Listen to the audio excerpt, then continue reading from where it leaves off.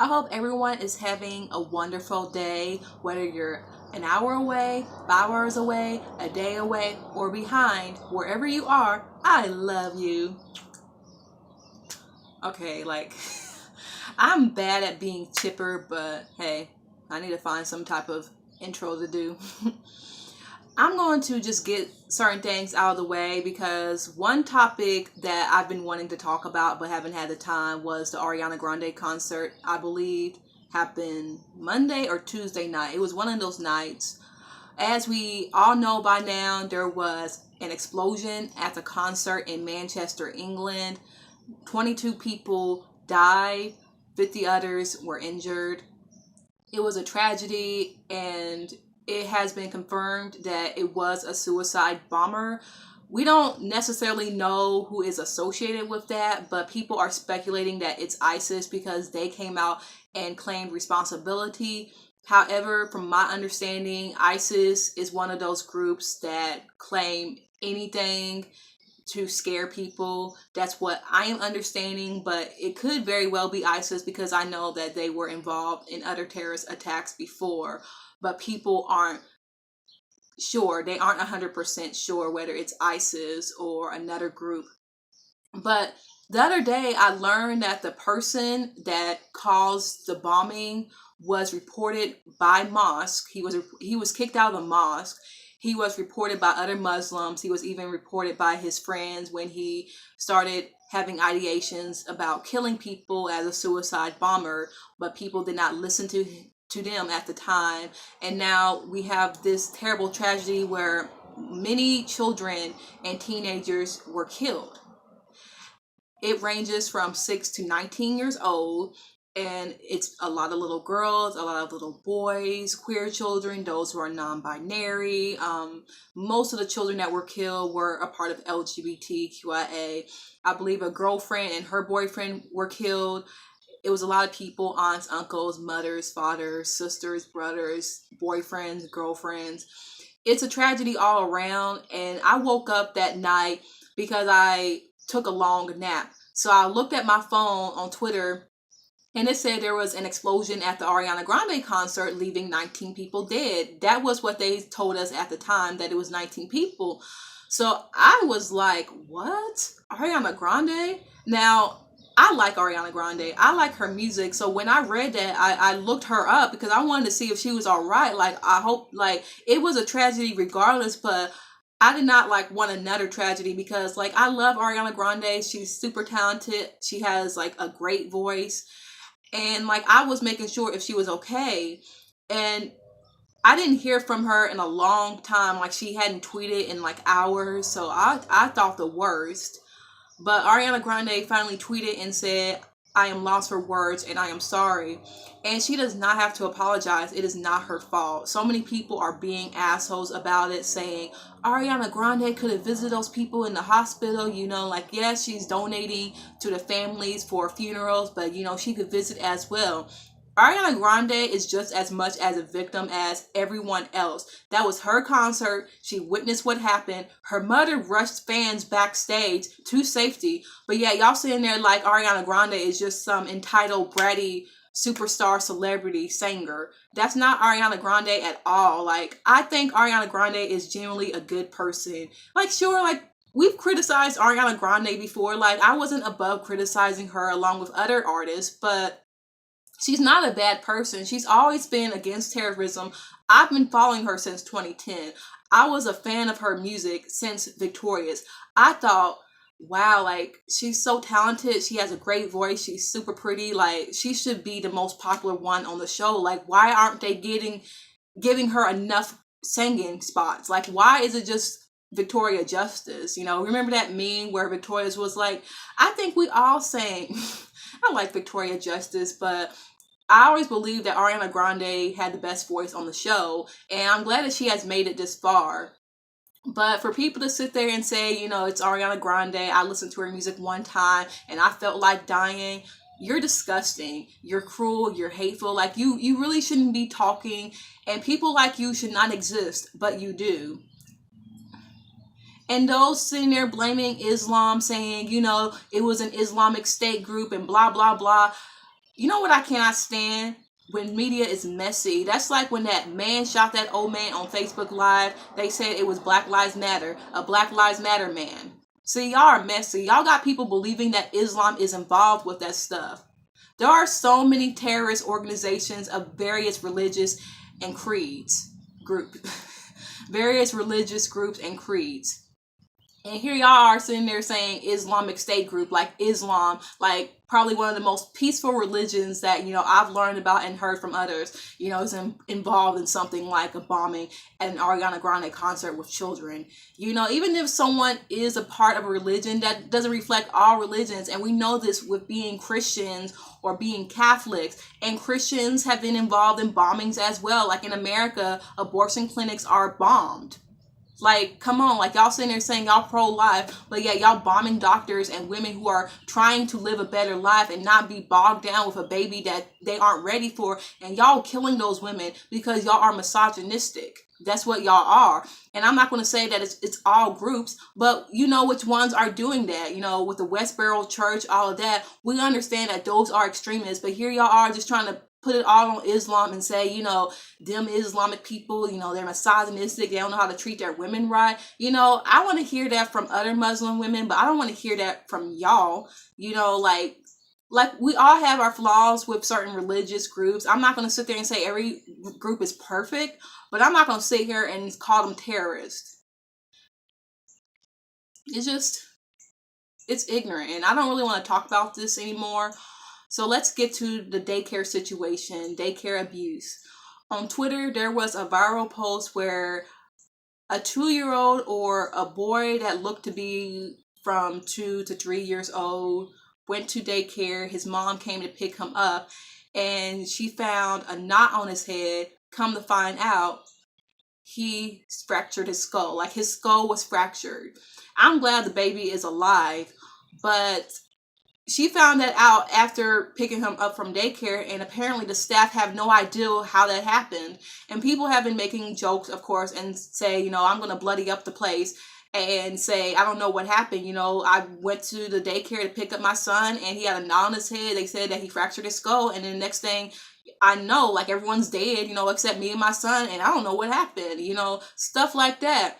And my thing is, I would never send my child to a daycare because I know daycare abuse goes on because I've been a part of that shit. I went to the daycare like that was across the street from my grandma's or like maybe a few blocks away.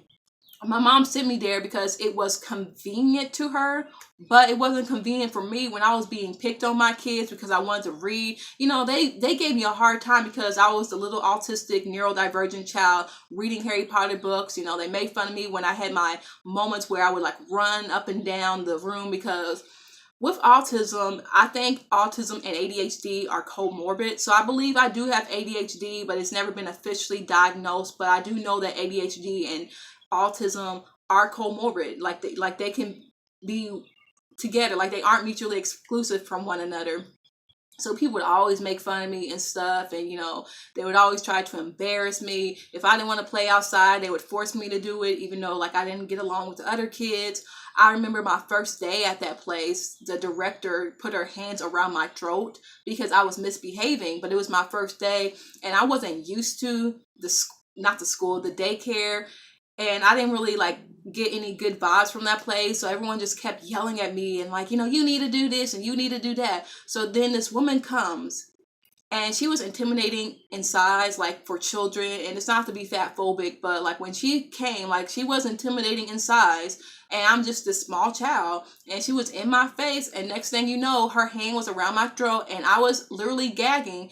And I must have blacked out or something. I don't know what happened. But this happened quite a few times. She stopped. And I think as she got older, like she stopped being as, like mean to children, like once she was about to retire, because she ended up leaving like maybe a year or so before I left that daycare, because I was at that daycare from 3 to 11 years old, so 8 years of that shit.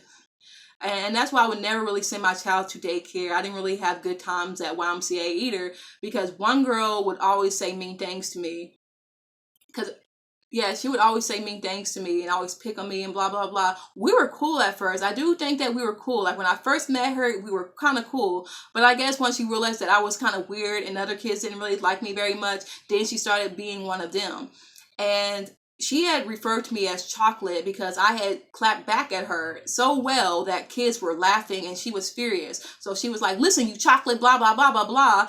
And then this counselor came up and started yelling at me, and I said, "This girl just referred to me as chocolate," and she's like, "I don't care." Like, and I think she was about maybe a teenager, maybe 15 or something. I don't know how old she was. Like, I think she was still in high school, but it was just like I would never send my child to daycare because of stuff like that. Because staff don't really protect children. If you are autistic, if you are ADHD, if you have some type of neurodivergent disorder or neurological disorder, you will be treated like you're the odd one, and no one's really going to defend you. One guy at the YMCA, when people were picking on me and saying stuff, and Kara's this, Kara did this, he's like, "Oh, nobody listens to Kara." Like, y'all just see, like, y'all think y'all being funny, but like, y'all just don't know how to treat kids. Like, I don't know why so many people keep getting these jobs, because I've been trying to work at this daycare center at the school for months, and I still haven't gotten callbacks. I still haven't gotten anyone like to set up an interview with me, even though they emailed me so many times. And it's like, "Oh, you just don't have enough experience." People with experience are trash. Like, I'm in class with people who say that they are working with special needs, but then they turn around and start mocking people with speech impediments, like that SpongeBob meme where everyone is saying it's really ableist and stuff. That's how they are talking. And it's like, y'all are trying to work with children just because y'all think it's easy money and that they are easy to manipulate or to handle. And like, y'all just really don't know. And y'all hiring these people. These are the people y'all are hiring. So this further proves to me that I'm not going to trust my child with a stranger. I'm not going to like put my child with a bunch of people he don't know or she don't know just so they can be tortured or bullied or, strangled or hit upon by other staff members. Like, no, I would never do that. Another thing that has been going on was the talk of a Rihanna and Lupita heist movie, where the scenario is Rihanna is the woman that scams men, rich white men, and Lupita is the hot nerdy girl that knows how to calculate and blah blah blah, like a very sexy movie. And this has stemmed from a Tumblr post 3 years ago, back in 2014 of May, where a white girl actually said, "Here's a picture of Margot Robbie from, what's that movie? Wolf of Wall Street and Suicide Squad. I like Margot Robbie." And then Lupita Nyong'o, and Rihanna, they said Rihanna is the girl that's hot and she scams men, and Lupita is hot, but she's a nerd. And then Margot is like the safe cracker. I don't know what she meant by that. Like, she cracks code, or is she like the safe white girl? But like, they were all in the movie and it was very popular. I remember reblogging it as well and thought like it was really cool. And then later on this year, some black girl on Twitter like took the post and like put her spin on it and said like it's just Rihanna and Lupita scamming rich white men. And it was so popular that Lupita and Rihanna responded to it. And then it's now being made into a movie by Ava DeVore, I believe, and Issa Rae, who is a writer of the HBO series Insecure. I've been having mixed feelings about this because the idea was stolen. The idea was stolen from a girl on Tumblr. It was stolen from somebody who was creative enough to come up with this elaborate scenario. And for her to possibly not get her dues is unfortunate to me. And that's why you really should not be posting your creative writing ideals. I know on my blog, I'm a creative writer, so I post all types of scenarios, or I post some of my stories or excerpts of it. But it just goes to show you that you cannot really trust the internet with your own work or your creative mindset, because people will take it and say that, we made it pop in, we made it popular.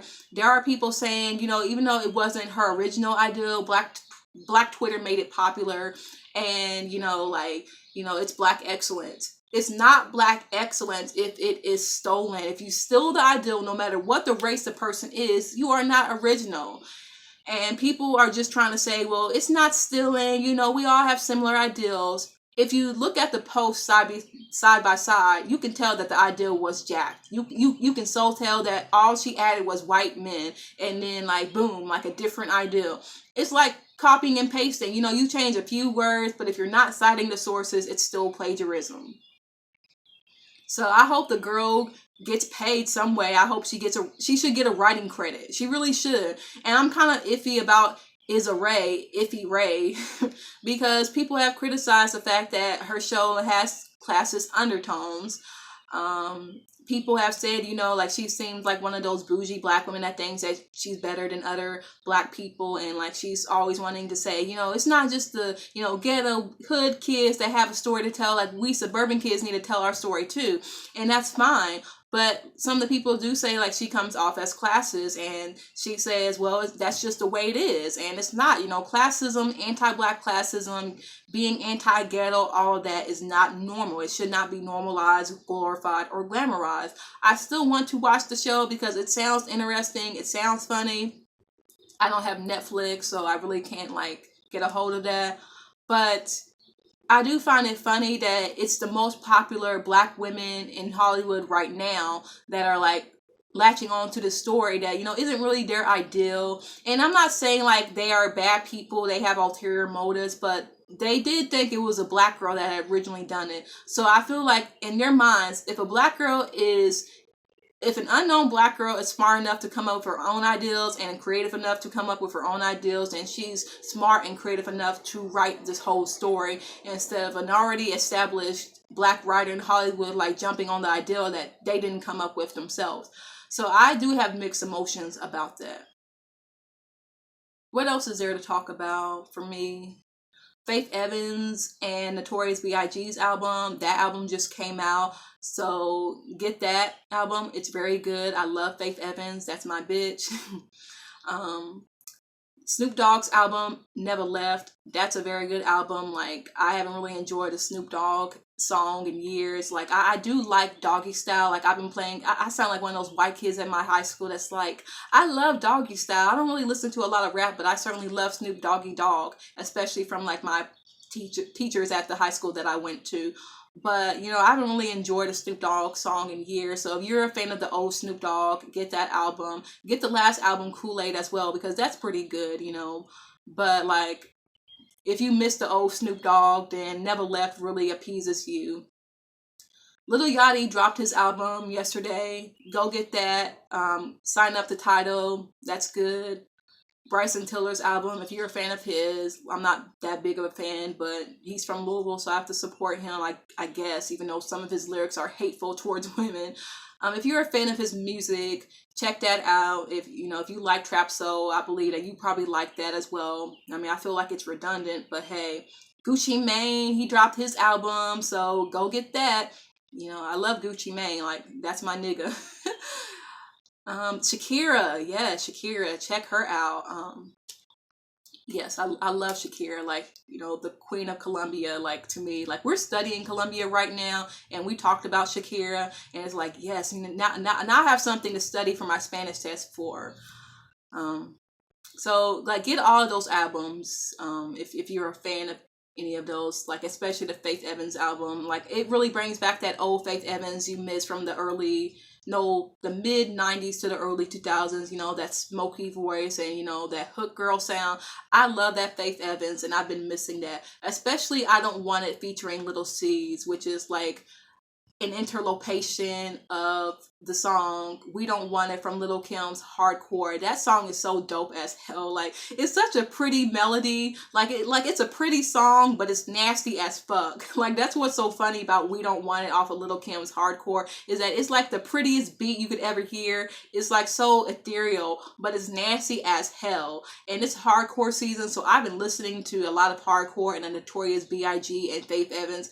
Like, I love Faith Evans and Lil' Kim. I know that they had beef, or they beefed in the past, like 20 years ago, but they really do sound good together. Like, I was so disappointed that I Need You had Faith Evans, but then it was taken out and replaced by Aaliyah's vocals because they were beefing Lil' Kim and Faith. And I was like, damn it, Faith, damn it, Kim, why the fuck did you have to sleep with that woman's man? Because y'all guys actually make magic together. That song off of Faith Evans' new album with Lil' Kim, that shit is dope. You know, I wish Lil' Kim had more time, but I feel like from Lil' Kim's perspective, she wanted to come to support, and she is supporting. So I don't want nobody throwing shade like, oh, she didn't really seem that interested, or she don't really like Faith Evans, because they had came out before and embraced each other on a Lil' Kim tribute back a couple like years ago at the VH1 tribute. So like they have embraced each other, but I think from Lil' Kim's perspective, she does want to put it behind, because she hasn't really talked about Biggie in years. And I think because, you know, she has like not so good memories about him, but it's like, you know, this was my childhood friend and I still got love for him. But I kind of think that was what Lil' Kim was on, like, you know, I'm gonna support you, sis, but you know, like I don't want to, like, you know, get involved because this is about you, like. And I think that was what Lil' Kim was on. I don't think it was like I'm not interested. It was just like, you know, it's kind of hard for me. I feel like Lil' Kim was still holding some animosity towards some of the stuff that Biggie put her through. I don't think it was over what Faith did to her. I think it was just kind of like it was hard for her to like really come out and really show her feelings. But that's a very good album. Like, you don't understand, like, Mariah Carey, Faith Evans, Mary J. Blige. By the way, get Mary J. Blige's album too, Strength of a Woman. That's good. All those women are awesome to me. And oh my God, that Snoop Dogg song, Vapors, like the remix of like Vapors off of The Dogfather. Tina Marie's vocals made me cry. Like, oh my God, I love Tina Marie. And Charlie Wilson, like the old school people are coming back, and y'all should check that out. Like, I love old school. Like 3/4 of my phone has old school songs. Like, I am always listening to the Gap Band, El DeBarge, you know, I'm like all those people. I love them. One last thing to talk about is Jenna from Mez.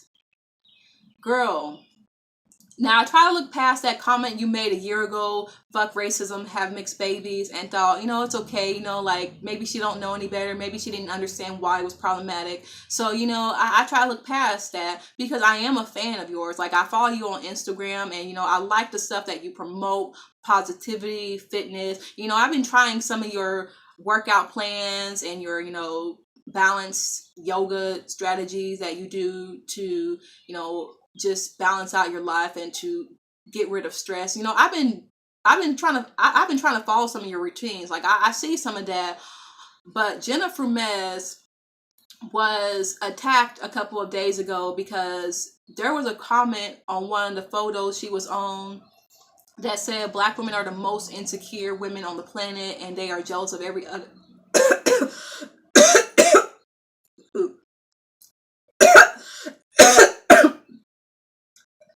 Ooh. Ew, that's nasty. I'm sorry. Do I have some water here? This water is like a day old. I'm still drinking this. Ugh. All right.